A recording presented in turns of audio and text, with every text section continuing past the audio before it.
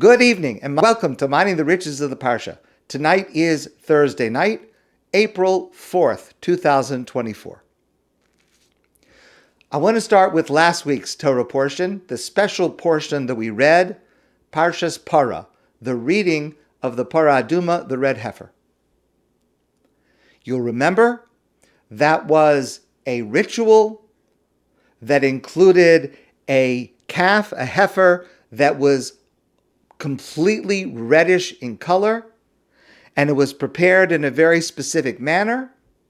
And this was the ritual during the time that the Beit HaMikdash was standing, the Holy Temple was standing in Jerusalem. A person who had come into contact with a dead body and therefore was tameh, ritually impure, like any person who attended a funeral, or any person most of the time who visited someone in the hospital, because very often, let's say at a hospital with a lot of Jewish people, it's probable that there is a Jewish person who had just passed away who's still there.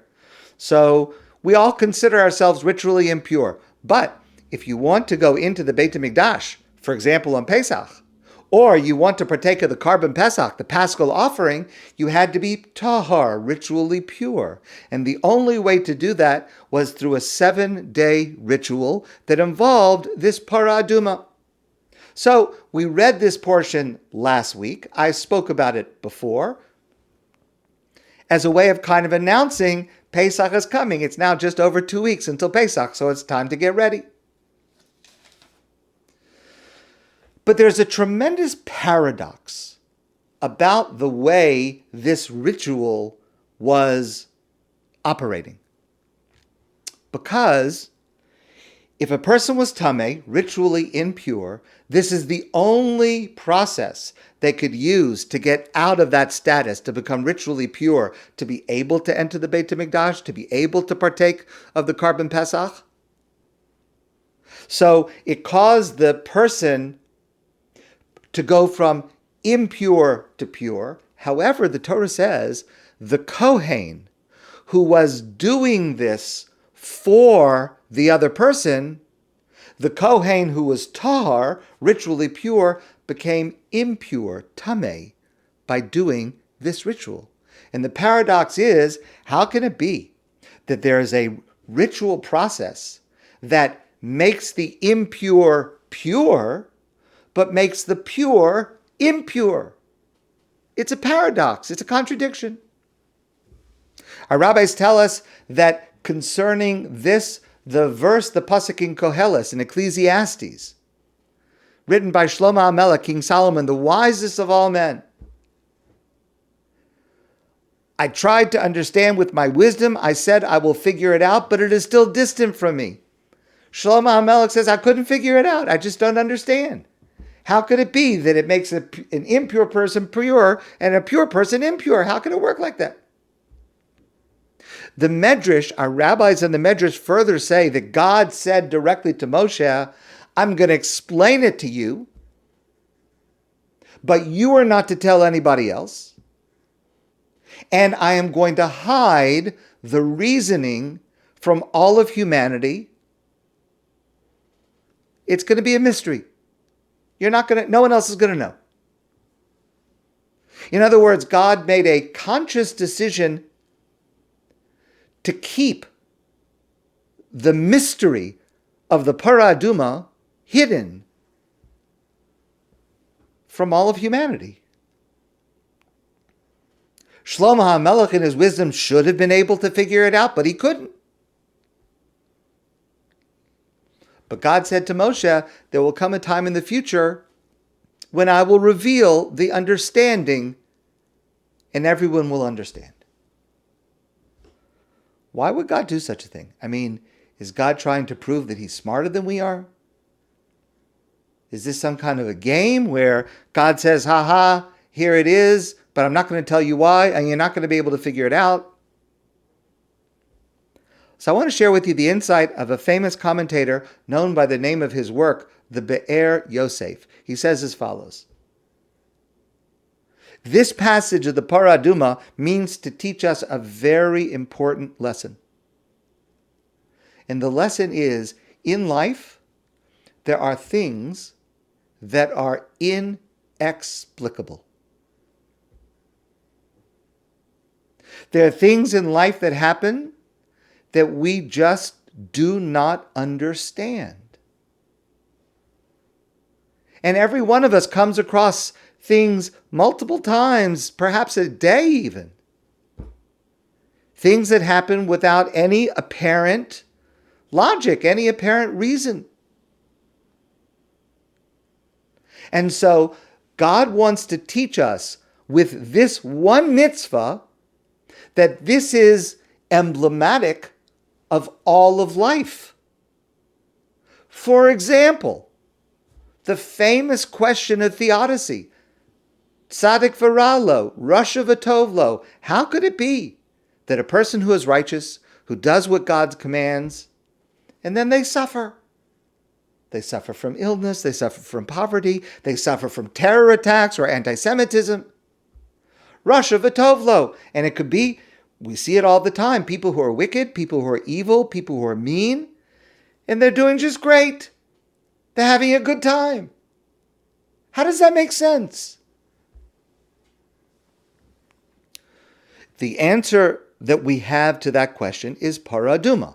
The answer to that question is, this is the way God made the world, that there are things that we do not understand. And this mitzvah, this passage of Parah Aduma, means to teach us about all of life, about all the mitzvahs and all of life. The passage that we read this past Shabbos begins with these words, Zos chukas haTorah. This is the law of the Torah. And then it goes on to describe the Parah Aduma, the red heifer. But this is the law of the Torah. This is not just a lesson about this one particular mysterious ritual. This is life. This is life. The first line of the first volume of Talmud. The Talmud opens with these words. Me'emasai korin neshma ba'arvis. How do we say the Shema? Shema Yisrael, our most fundamental statement of our belief in God, one God, Hashem Echad. How do we say Shema at night? That's the opening words of the Talmud.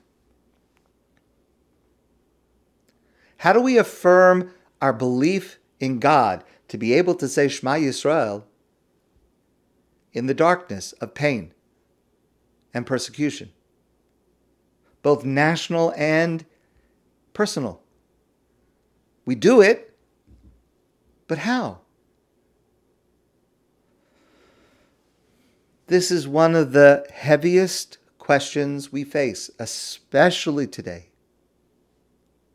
How can anybody say Shema Yisrael, Hashem Elokeinu, Hashem Echad after October 7th? While hostages are still being held in Gaza? How do we affirm our belief and faith in God? The Talmud is the main repository of Jewish wisdom. And the Talmud poses this question, and the Talmud provides an answer. Now, I'm sure you know that the Talmud is largely a series of discussions and debates on issues of Jewish law, all kinds of issues, every subject in the world. Concepts are developed, questions are asked, answered, discussions. And there is one answer that is commonly given throughout the Talmud. This answer is given when a certain question might be posed. And the answer is Teiku. Teiku, it's an Aramaic word, Teiku. And Teiku means someone asked a question and you give the answer Teiku. It means the discussion's over. Go on to the next subject. What does Teiku mean? Teiku is an acronym, an abbreviation for the words Tishbi, Yitaretz, Kushios, V'abayos. Tishbi refers to Elio, Elijah, the prophet, Elio Hanavi, Elio Hatishbi. Tishbi refers to Eliyahu. Eliyahu, we know, we are told, will be the harbinger of Mashiach. He will come to announce that Mashiach, the Messianic era, is about to commence. And when that happens, Mashiach will answer all of our questions, including, the Talmud means to say, this question in front of us, whatever it may be that we're discussing. So, Teiku. So, let's go to the next subject. When Eliyahu Navi comes, we'll get the answer. What kind of an answer is that? How is that an intelligent answer to a serious question? So I want to share with you an insight of Rabbi Matisyahu Salomon, one of the great leaders and teachers. He actually just passed away a few weeks ago. Rabbi Salomon explains what Teiku means is there is an answer, even if we can't see it. There is an answer, and we can wait for the correct answer. We can wait for the authentic answer. We can wait because that true, genuine answer will come. Many people want immediate answers, even if they are facile, even if they're wrong. Teiku means we can wait, we have faith that the answer exists, and we have faith that the answer will come.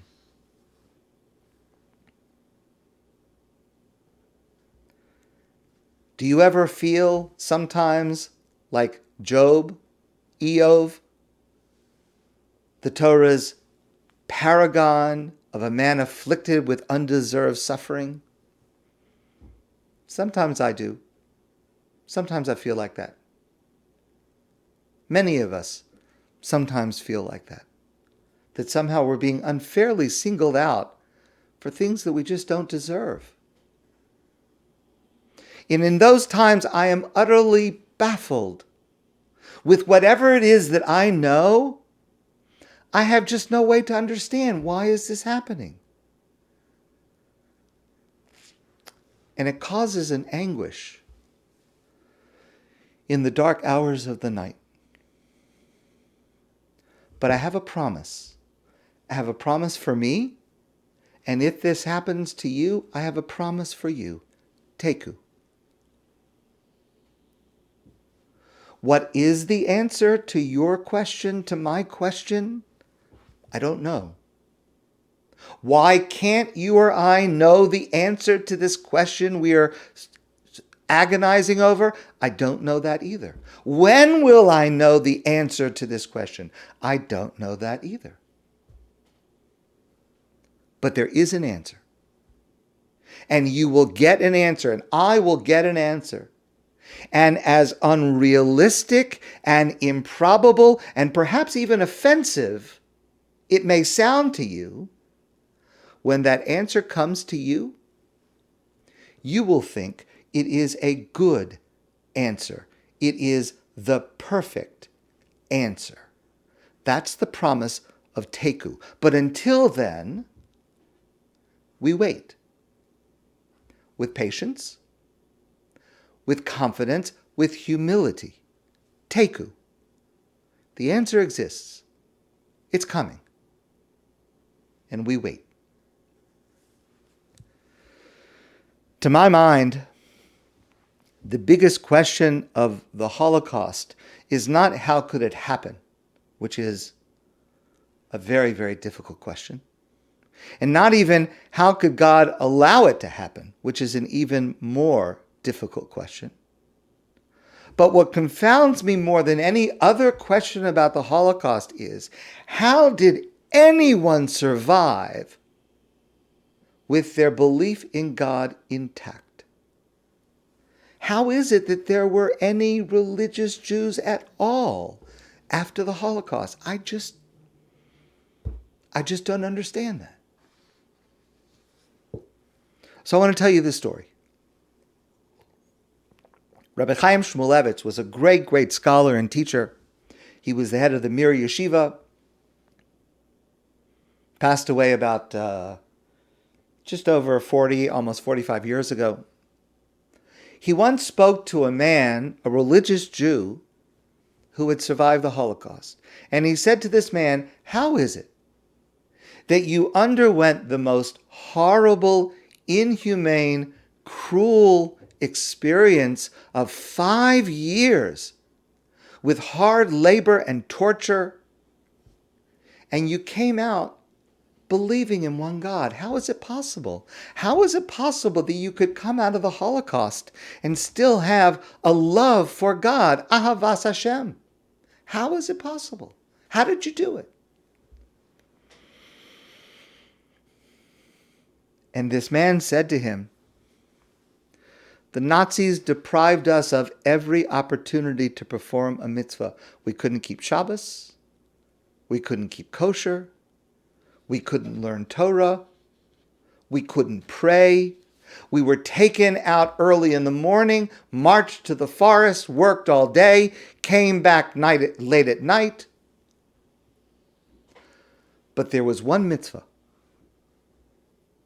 There was one thing they could not take away from us. The Levana, the moon.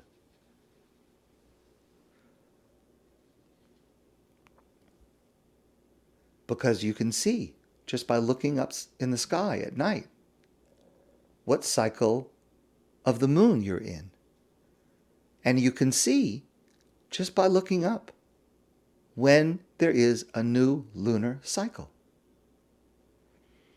Now we have the practice that usually on the first Saturday night, Motzei Shabbos, the first Saturday night after Rosh Chodesh, the beginning of a new Jewish month, this coming Tuesday is the beginning, the first day of Nisan, the Jewish month in which Pesach occurs.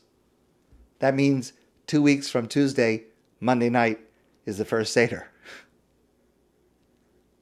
So the first Saturday night after that, we have the practice that we go outside.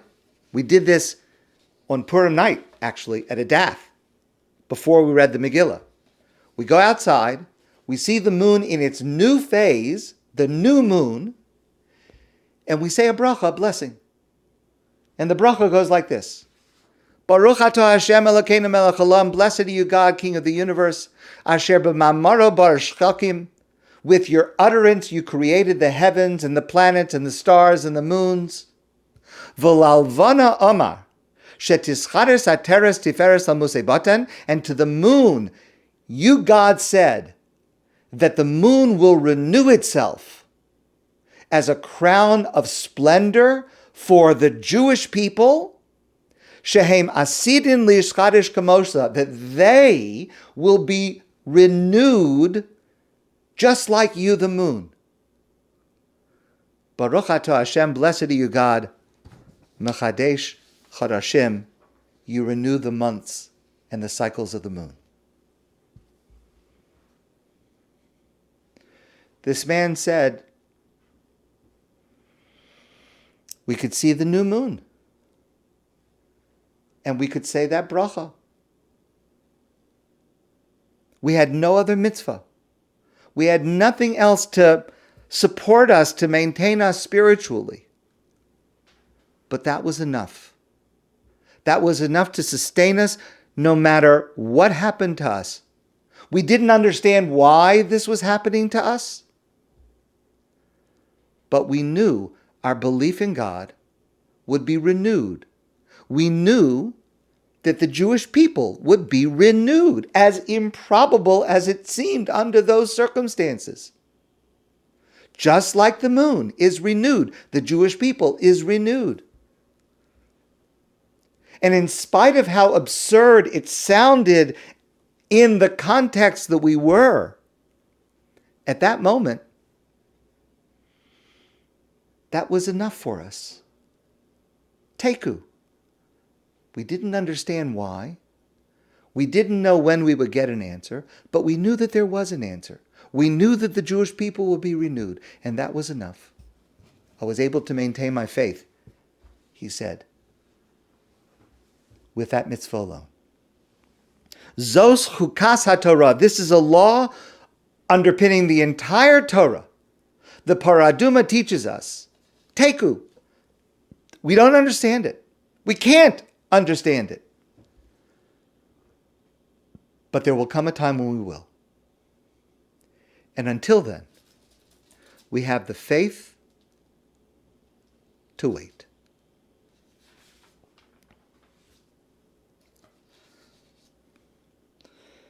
There is a moment of exquisite drama in our Torah portion this week, the Parsha of Shmini.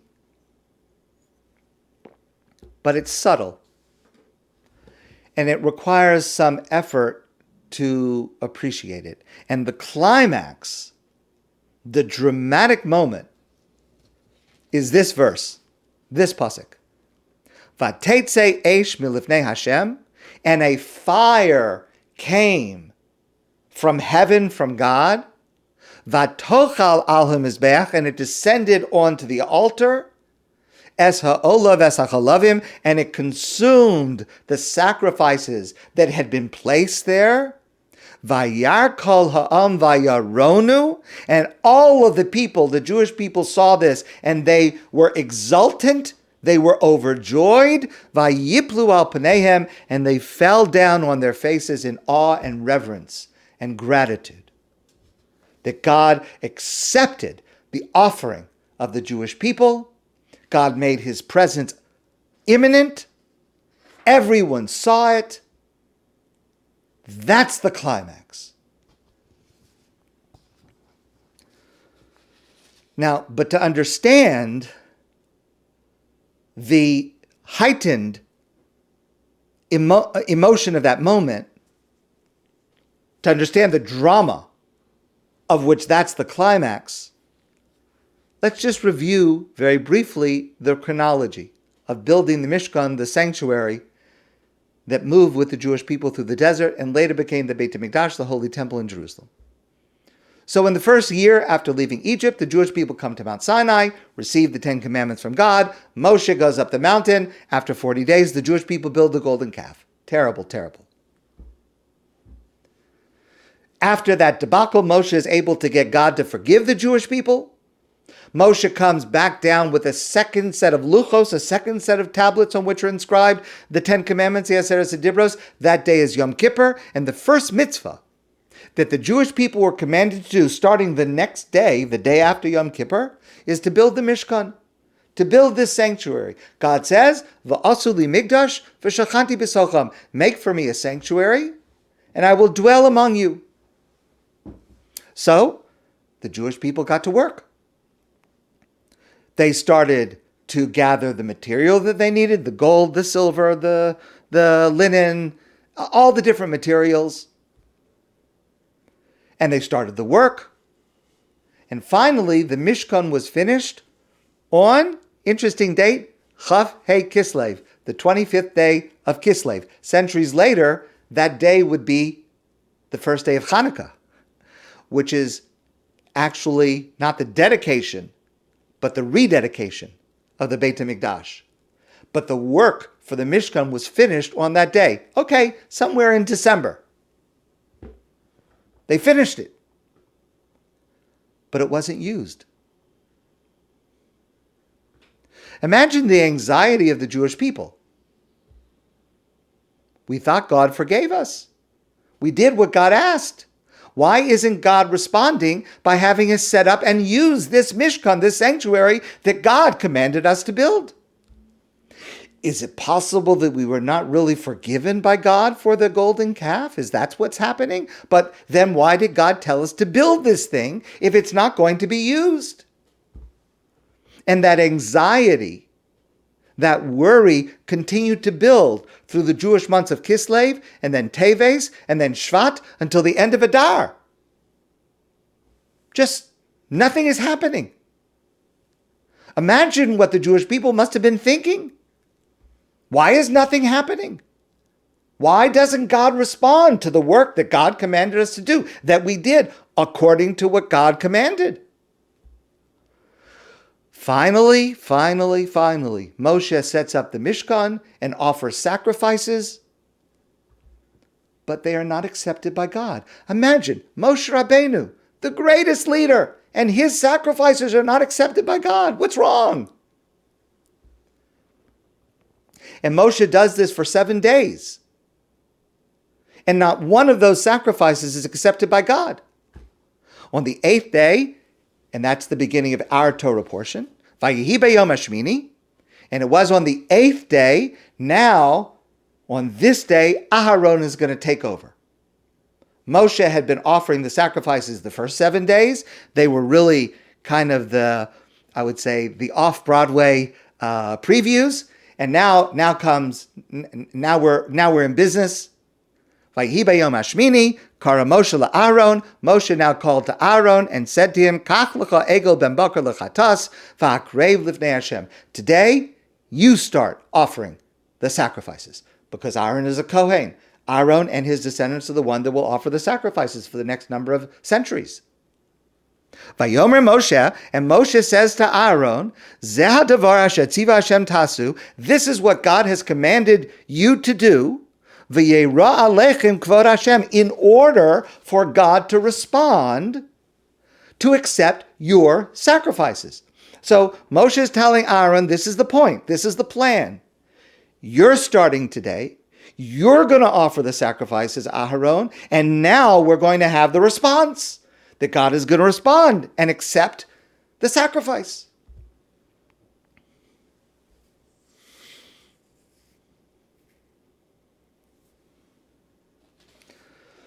Vayikrav Aharon, and Aaron offers all of these different sacrifices that Moshe told him to offer.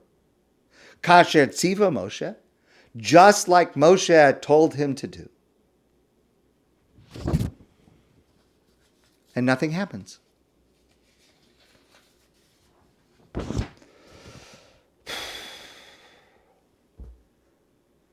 Imagine the anxiety, the tension, the worry,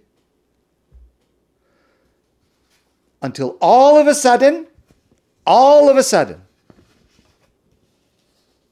Vatetze eish milifnei Hashem, a fire came from God from heaven, vatochal al hamizbeach esolav esachalavim, and it consumed the offering, it accepted the offering, vayar kol ha'am vayaronu, and all of the people saw this and they exulted, they were overwhelmed, they were so happy and so gratified. Finally it happened, that God accepted, after all this time, that God accepted the sacrifices of the Jewish people.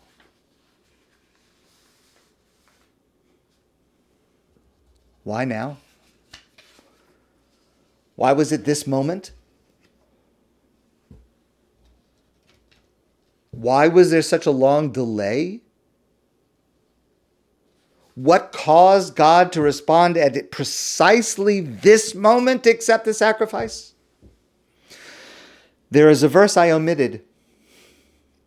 Between all the sacrifices that Moshe and then Aharon performed at the beginning of our Torah portion, and between that and God responding and accepting their service, there's one verse, one pasuk I omitted. Remember that up until this moment, all of the effort was between man and God.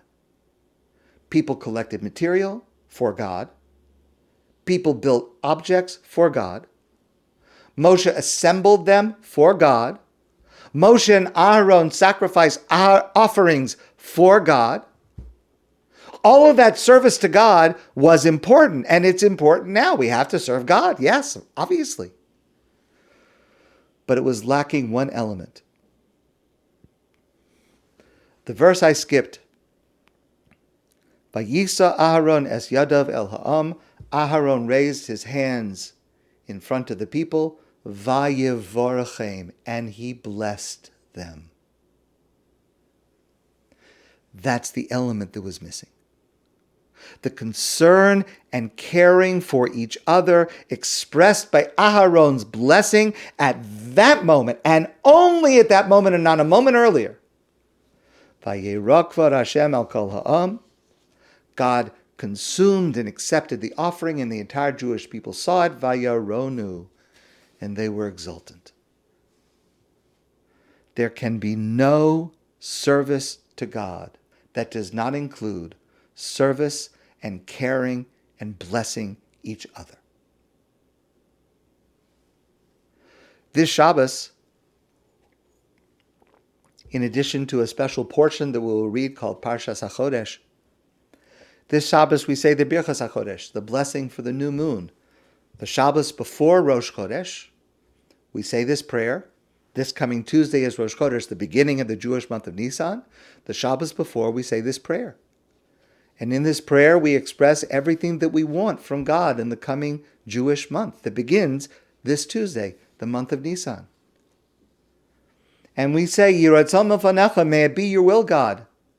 Shetachadesh aleinu es hachodesh hazeh l'tova l'bracha. Renew this month for us as a month of good and blessing. And we have so much to ask for. We are so desperate right now. And we say to God, Vatitin lanu chayim aruchim, give us a long life. Chayim shel shalom, give us lives of peace. How much do we need this blessing, especially now? Chayim shel bracha, a life of blessing. Chayim shel chilutz atzamos, a life of good health. That we should be healthy, that we should not get injured, that if we are injured, we should heal. Chayim she'ein bohem busha chlima, let us have a life where there is no shame or embarrassment or disgrace. How much do we need this? When the world is trying to embarrass and shame and disgrace us. Chayim she'yimalu mishalos libeinu l'tova. Give us, please, God, this month a life where you fulfill all of our wishes for good. Chayim shel bracha, a life of blessing. What does that mean? I would think it means a life where we receive blessings. We're blessed by each other. We're blessed by God. Rabbi Avraham Kook, first chief rabbi of Israel, says, no, that's not what it means. It means, Chayim shel bracha, we're praying for a life where we're able to give blessings. We are asking to be able to bring blessings to the world through our actions, through helping those who are in need, through consoling those who are broken, and providing moral leadership and direction. That's what we ask for, to be the source of blessing for others, because only then and only then are we fully serving God.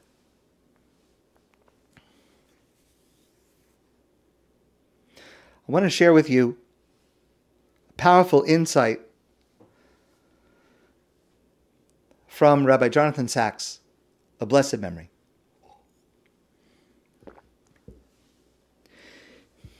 If you look at the Torah from the middle of Exodus, Shemos, through the middle of Vayikra, the third book of the Torah, Vayikra, Leviticus, which ends in our Torah portion. So if you started back in the Parsha of Terumah, and you consider through this week's portion, the Parsha of Shmini, all of that, it spans two different books, but all of that is really one very carefully constructed narrative. God commands us to build a Mishkan, a sanctuary. The Jewish people carry out that command. We are then told the sacrifices that are to be offered there. And then, as we just discussed in our Torah portion, the Kohanim, the priests, Aaron and his sons, are inducted into office. And that concludes with Aaron giving a blessing to the people, and God accepts the sacrifices. That is like all one narrative. But what happens next, the next part of this week's Torah portion, is very unexpected. We have the laws of kashrus, the dietary laws. Which animals we're allowed to eat, which animals we're not allowed to eat, which birds, which fish. What's that doing here? What does that have to do with this narrative of creating a sanctuary, a Mishkan? Why is this passage here? So I want to share with you an insight from Rabbi Eli Monk. It's a fascinating insight. And he says, and we've discussed this a number of times, that the Mishkan was the human counterpart in microcosm, if you will, of the universe, the macrocosm. The universe is the home that God made for us. The Mishkan is the home that we made for God. And there are parallels between those two. And one of the parallels is as follows. The first command God gives the first person after creating the universe, Adam and Eve, is a dietary law.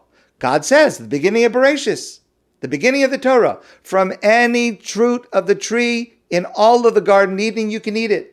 Gan Eden is for you, just except from one tree. The tree of the knowledge of good and evil, you're not allowed to eat from that tree. A dietary law. The dietary laws in our Torah portion, what is kosher, we're allowed to eat as Jews, what we're not allowed to eat, parallels the dietary law after the creation of the universe. So the creation of the universe initiated a new era of spiritual history, the creation of the world, and the building and completion of the Mishkan also ushered in a new era in the history of human spirituality, being able to serve God in the place that we built. And so, first in both, there's parallel. There's an act of creation, and then there's a rule about what we can and cannot eat. Okay, all right, so it's parallel. But why? Rabbi Monk says, eating is one of the most primal activities. We share it with every living organism. And therefore, the attitude towards eating is radically different from one culture to another. On the one hand, there are hedonistic cultures where food and pursuing the pleasures of food is the central point of life. On the other hand, there are ascetic cultures that are marked by monastic seclusion, and eating is kept to a minimum to deny ourselves the pleasure of food.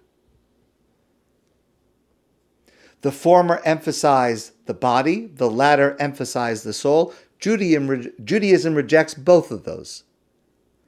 Judaism seeks integration and balance.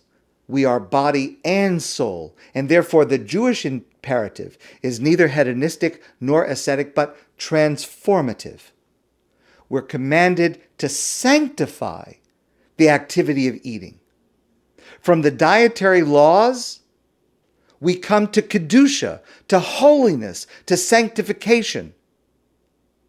We are elevated, transformed, refined by eating in accord with God's command and by desisting from what God forbids us.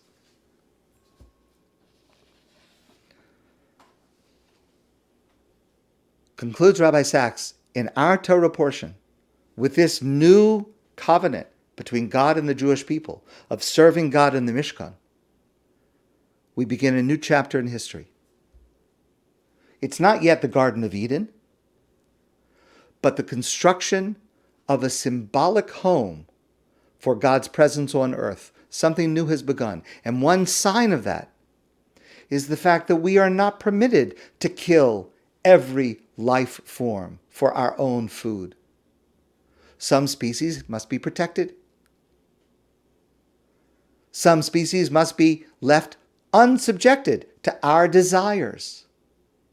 Not everything in the universe was made for our consumption. That's the lesson we learn from the first dietary law in Bereshit, and it's the same lesson we learn from the set of dietary laws in the parallel narrative in our Torah portion. The fundamental lesson of creation is it belongs to the Creator, not us. We have the right to use it, to enjoy it, to improve it, but only as God permits us. That's God's first lesson after creation of the macrocosm of the universe, and that's God's first creation after the parallel of the human microcosm of the Mishkan and the Beit HaMikdash. And that is how we achieve holiness.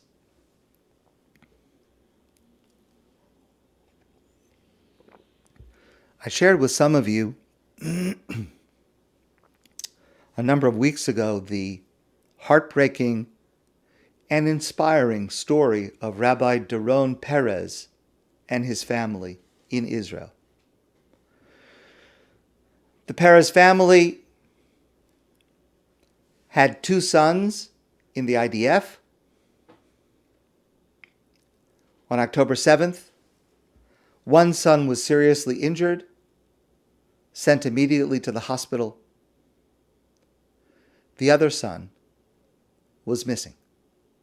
There was no word about where he was or his condition. The thing is that just a few days after October 7th, about 2 weeks, the son who had been injured was supposed to be married. And he was able to leave the hospital and stand on crutches, and the bride and groom decided to go ahead with the wedding. But how could the Perez family celebrate a wedding of one son when the fate of the other son is unknown? At our 10 and 9 in the morning on January 28th of this year, I shared how Rabbi Perez describes balancing the joy of one son's wedding while the other son was missing. And I use that as a model for how we can balance and navigate joy and tragedy simultaneously. And we discussed this again in planning for Purim and tried to put it into practice at Adath. And I'll just say, for me personally, what we discussed, for me personally on Purim, I found the insights we discussed to be difficult, but also to be very, very meaningful, to navigate those two, to balance those two. There is a tragic postscript to Rabbi Perez's son, which was announced a couple of weeks ago. The son who had been missing was actually murdered on October 7th. His body is still in Gaza. Shortly after that, this is what Rabbi Doron Perez wrote. I ask you to listen carefully. After 163 heart-wrenching days of angst, anxiety, prayers, and mitzvos in Daniel's merit, the son who was first missing and then declared dead. Last week, his father writes, he was declared fallen on Simchat Torah. That was October 7th. So many people prayed for him over the past 5 months. Were those prayers in vain? Especially since even before we started praying for him, he had already been killed. Rabbi Perez says nothing could be further from the truth for 2 reasons. Although it isn't the result that we wanted, it gives solace to know that he did not suffer. It is, and he writes in quotation marks, only our loss, a painful loss, but we don't need to worry about him. He died. It's tragic.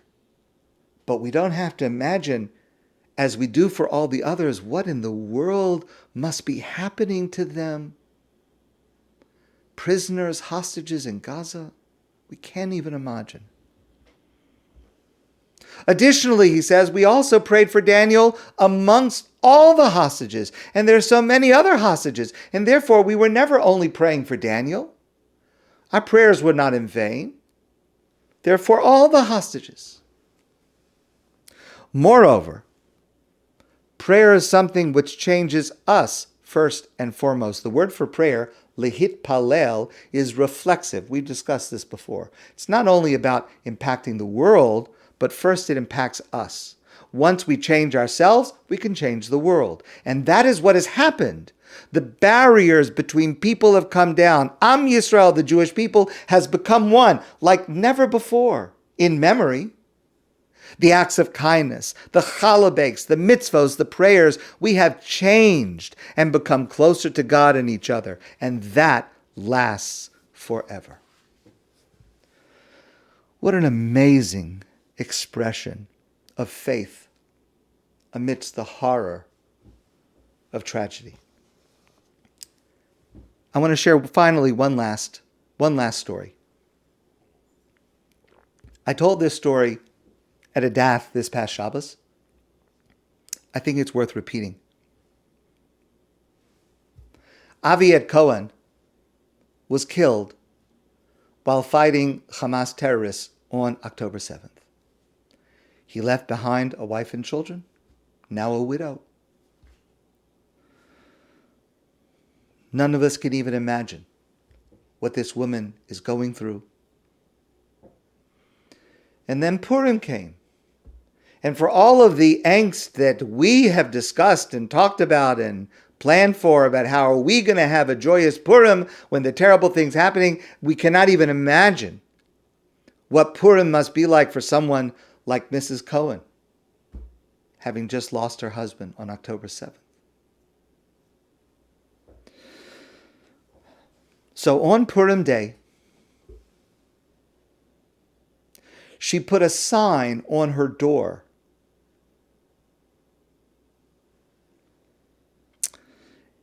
And this is how the sign reads. I'll translate it into English. So anybody who comes to the house on Purim, this is what they're going to see. The sign says, Happy Purim. You are asked to enter this home with your head held high and standing tall. Then you should fill yourself with strength and happiness, and only then can you knock on our door. We are the family of a hero who spread light and hope during his life and in his death. We are all proud of every one of you. And the bottom line is, this nation cannot be defeated.